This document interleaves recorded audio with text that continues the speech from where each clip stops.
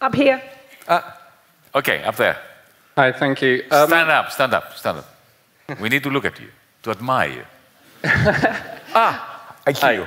I was wondering how, when we all want to take action, you've spoken about setting up a third party and other kind of action steps we can take, how we can take action without falling into some of the kind of ideological traps that people fall into. Please develop it. Why do you think action necessarily means ideological trap? I didn't say I thought it meant. How do we?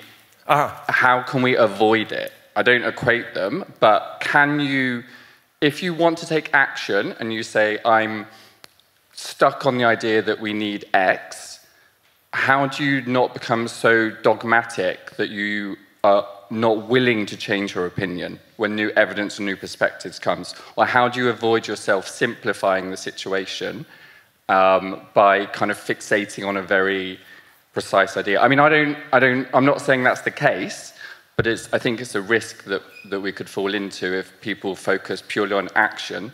They aren't open to new ideas. You begin. Well, there is no guarantee. Yeah. No guarantee, because we live in extremely hierarchical societies, in power-hungry societies, in societies which have conditioned us into a zero-sum kind of understanding. So, speaking from experience, I've created a third party. It didn't do very well. But, you know, doesn't matter. Doesn't matter. It's the journey that matters, not the destination. We hope to get there one day. But for me, number one is you must never, ever allow yourself to become a professional politician. Sorry, too? Never allow yourself to become a professional politician.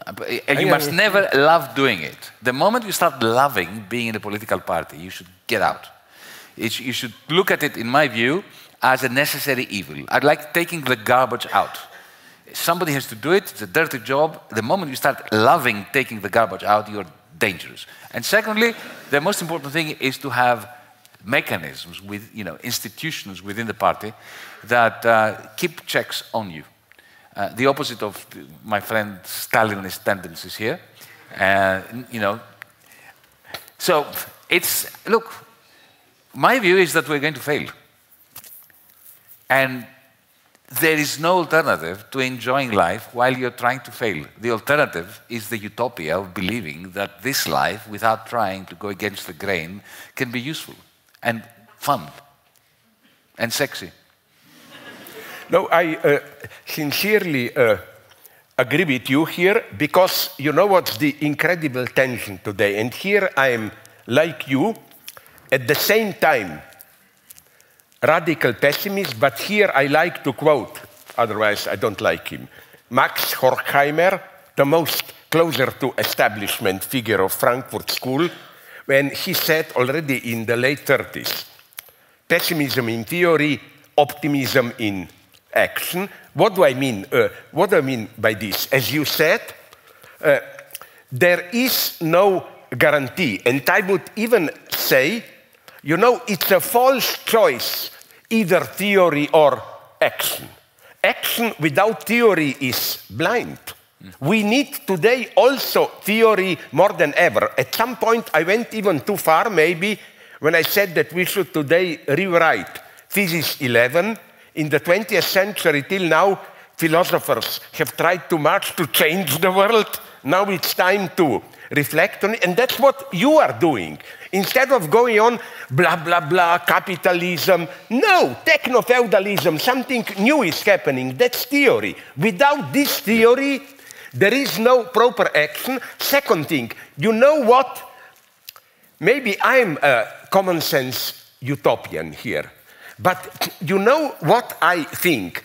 Now, why am I a moderately conservative communist? For me, would you agree or not, I will put it in all possible naivety. Okay. Isn't it absolutely clear, and we all know it, we are just not ready to minimally act upon it, that think about the terrible threats to our survival, crisis, ecology, war danger, and so on, name them, genocides, and so on. Isn't it clear that in all these cases, we need some kind of global organization, mechanisms? I'm not naive. I'm not saying world government. If we do it with people who are there now, it would be unimaginable corruption, world government. But what I'm saying is that think just about, that's a good part, this will be probably too much for you. What I liked about COVID epidemics, okay, I loved it personally. It meant I could get rid of my friends and work in peace at home.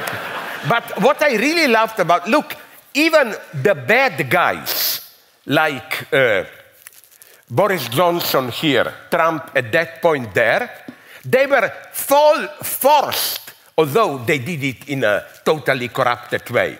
But for example, in the United States, every family, everybody got $2,000. Oh, that was ridiculous with regard to the corruption, economic, blah, blah. But it's absolutely clear for me that we are definitely approaching a type of emergency state. Yep. And to cope with it, we absolutely need not communism in the sense of new central committee, blah, blah, but some kind Central planning. Sorry? Central planning. My God, you are my friend. Because I was afraid to pronounce this word. Yes, elementary central planning, and not just some kind of a bullshit of endless negotiations. With a certain... Or the liberal idiocy that Are we private aware, greed is going and to produce when public... you say this is utopia, I would say, but do you see any other way to prevent mega catastrophes than to do this? Second thing. You know, Trump once said, and he was absolutely correct, that there is no way he will accept that there is climate change, because if he did, he would have to accept communism. And he was right. He was Trump. right. You know who is Trump? The great American communist theoretician and so on. Yes, I totally agree with you. Second thing, that we, the left, should get this. You know, the usual argument is, oh, human nature. You dream, you communists, but people are egotists and so on. No. Here I would quote Freud. He said somewhere, people are at the same time much more ethical and much more corrupted than we can imagine. As for corruption, my friend Adrian Johnston wrote Capitalist Drive, or what, a good book, where he points out that capitalism is not egotism. A proper capitalist is ready to ruin his children, everything, just to that profit goes on and so on and so on. And even, I think that even egotism, already Rousseau saw this clearly, that egotism is usually self-damaging egotism. Good, if you are a good rational egotist, you see that if I'm friendly to you, in the long term, it will be better for me. Yeah, but that's enlightened selfishness. Yeah, but we Slovenes are the model. We are worse than Scots and so on.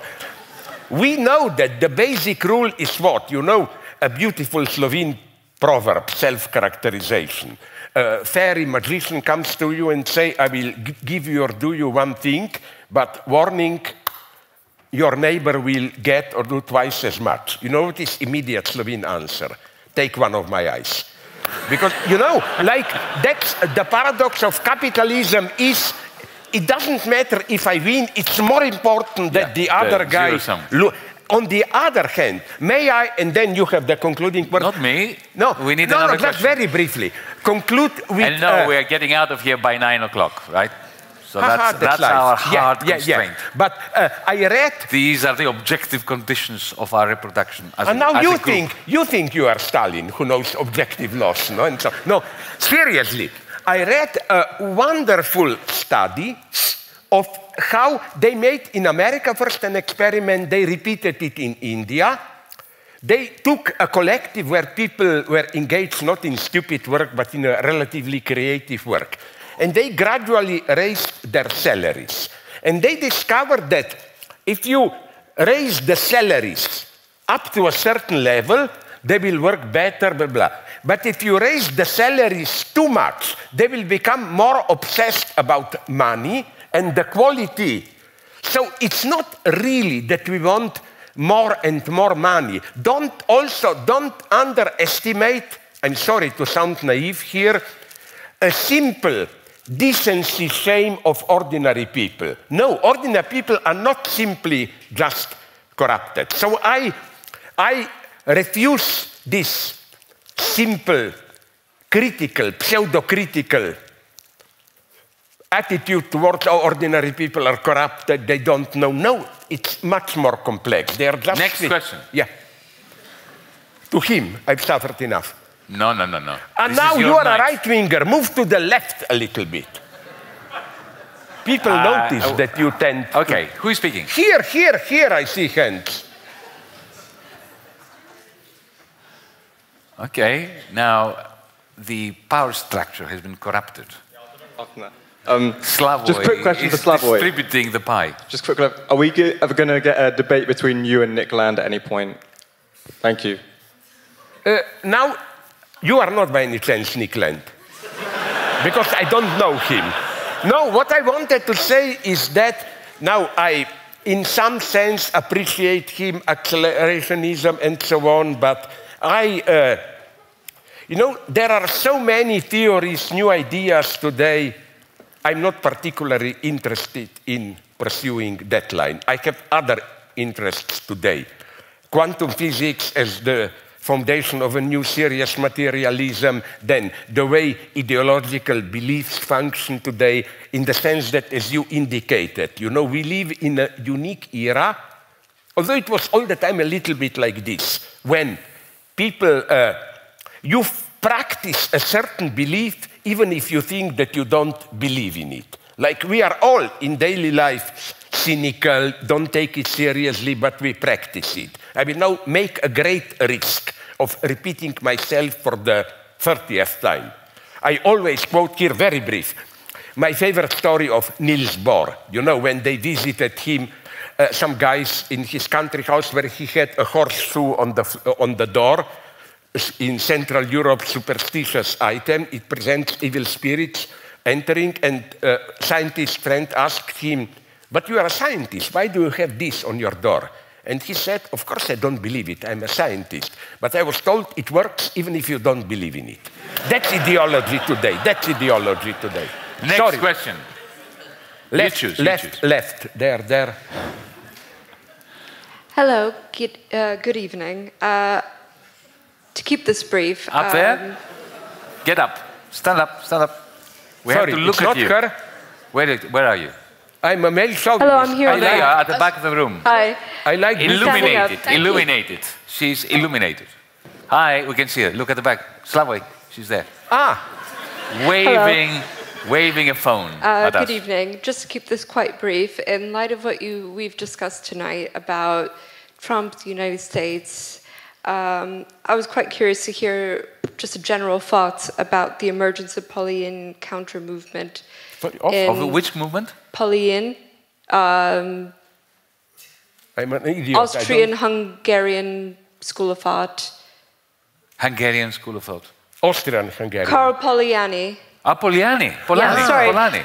Karl Strange Polanyi. accent, my apologies. We made him sound something brand new, but it Oh, goes, no, you know, I a long wish. way I thought back. it's St. Paul, Polinian, you know. Right, Okay. right. Polish accent, maybe that's the problem. Yeah. Specifically, the emergence of a counter-movement towards it in Hungary and Poland. Once again, Polish, so that's the reasoning of that. But it's leading towards a neoliberal sort of rejection. And I was quite curious to hear just, of course, general thoughts on that. Thank you. Briefly, and then I give the word. I tend to agree, maybe I misunderstand it, with you here. I think that every form today of neoliberalism has a tremendous authoritarian potential. I think that the only way to beat liberalism is through an effective, I'm not afraid to say, social coercion and power. We don't fall into this trap. Like, who is pure neoliberal today? Less regulations and so on. It's Elon Musk. And now... Not really. SpaceX goes to smithereens if there is no state paying for him to go up to the moon. So he needs a hefty tax system to support his SpaceX Yeah, but enterprise. I totally agree with you. But the point is that... It is impossible to be neoliberal and a successful yeah. businessman. Yeah, as simple as that. Sorry, you said, yes. Unless you are a hypocrite, which he is. Yeah, but... But can I ask you a question too, to pick up a thread here? Do you agree that the greatest error of the left, especially the Marxist left in the 20th century, was to ditch freedom and to espouse something called justice, which I don't know what it means? It used to be, Marxism used to be an emancipatory movement. It was all about liberation. Yeah. And then we espouse something that makes absolutely no sense. Like, I will now like equality, for instance. Yeah. Equality of fucking what? No, I know what so... I even brought up this point with that. I regret it, but now I no longer want to... With Jordan Peterson, who said Marxism, egalitarianism, and I had to quote it to him in his critique of Marx hated egalitarianism. Yeah, in critique, not just implicitly. In his critique of Gotha program, he explodes against egalitarianism with arguments which today would have sound right-wing. He says, but listen, but we are different. Are not educated enough to know any of this. Yeah. So sorry. So what was your question? Wasn't it a great mistake of the left I would only add to swap freedom and to hand it over to the libertarians? No, absolutely. Okay? And to espouse something that makes no sense like justice. My Hegelian touch would be here. The origin of evil, as it were, is this tendency which you up to a point find already in Lenin, but then in Stalinism, of opposing so-called formal and then real freedom. Yes. As if under Stalinism, okay, you didn't have formal freedom, but you have real freedom. To cut a long story short, the state knows better than you what you really need and provides it. And I think that, does this mean, here I would agree with you, yes, in this sense I am libertarian communist, that an authentic emancipatory left doesn't say, oh, freedom is just in bourgeois society forum. Yes, but it's a very precious forum, and a socialist just adds the obvious fact that while formal freedom has to be respected, protected, the point is not to limit this freedom on account of some real equality, but to create conditions, material, institutional, where this formal freedom has some actual meaning. Like, what does it mean, freedom of the press? If the majority, if the press is controlled by monopoly, yes, what does it mean? Enjoy free life if you cannot rely on some broadly available healthcare systems. In my case, Slovenia, this is almost the only point where there is still a widespread nostalgia for old Yugoslavia with all its bullshit. I remember when I was young there, we were afraid you get cancer, this, that. But we had this simple trust that if you get a serious illness, okay, it may be shit for you, but somehow the state, the public healthcare system will take care of it. So in this sense, again, I would say the conflict is not freedom. The problem today is this one. Justice. Here I disagree with Alain Badiou, who also opposes democracy, freedom, and says justice. It means nothing. Sorry? It means nothing. It means nothing, yes, because justice also can have this very traditional meaning. Justice means everybody at his or her or their proper place. So again, it means nothing. Even democracy means less and less. Speaking of freedom and liberty, it's 9 o'clock and I've been told that we have to be thrown out of respect for the workers in this building. This is the which deepest of course manipulation. We have all the time, lazy leftists, when they are afraid of a debate, lazy leftists evoke some poor cleaning ladies who must go home So, and ladies so and on. gentlemen, let's all give a round of applause No. for Slavoj Žižek.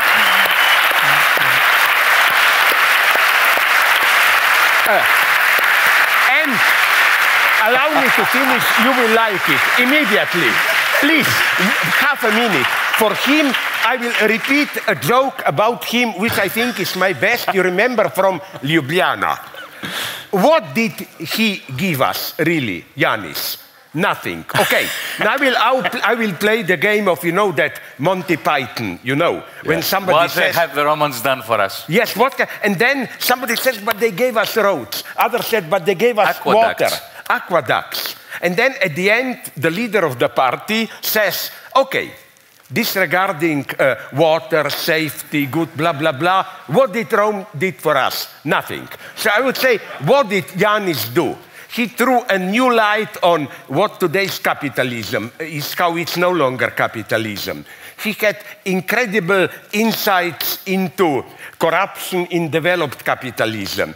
He always took care of sympathy with the third world, but without falling into this trap of, because of the, so he did practically everything. And apart from that, what did he do for us? Nothing. So fuck you.